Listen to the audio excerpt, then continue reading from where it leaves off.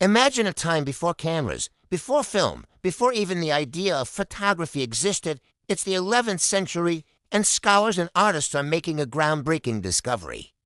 A way to capture the world as image using nothing more than light and a simple box. This invention would become known as the camera obscura. The name comes from Latin, camera meaning room and obscura meaning dark.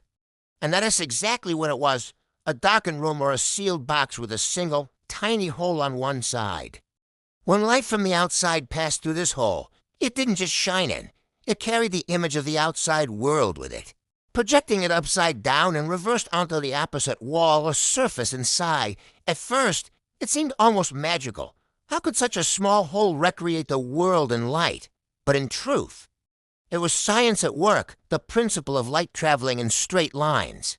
This natural optical phenomenon fascinated scholars, astronomers, and artists alike. In fact, early thinkers like the Arab scholar Ibn al-Haytham, also known as al-Hazm, were among the first to record detailed descriptions of this effect over the centuries. The camera obscura evolved from a curiosity into a vital artistic tool. By the Renaissance, artists such as Vermeer and Canaletto were believed to have used portable versions to help perfect their perspective and proportions.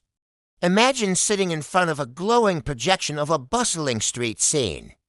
The people moving in real time and being able to trace them with incredible accuracy. Of course, the camera obscura couldn't capture the image permanently. Once the light disappeared, so did the picture, but it planted the seed for something greater. The idea that light itself could be harnessed to record reality, this humble box of darkness was. The ancestor of every camera we use today, from the daguerreotype to the smartphone in your pocket. The camera obscura era wasn't just about a tool. It was about a shift in human imagination. For the first time, we could project and study life as it was in perfect detail, guided only by the laws of nature. And this was just the beginning of photography's story. Follow and watch Lesson 4, where we will discuss the birth of permanent photography.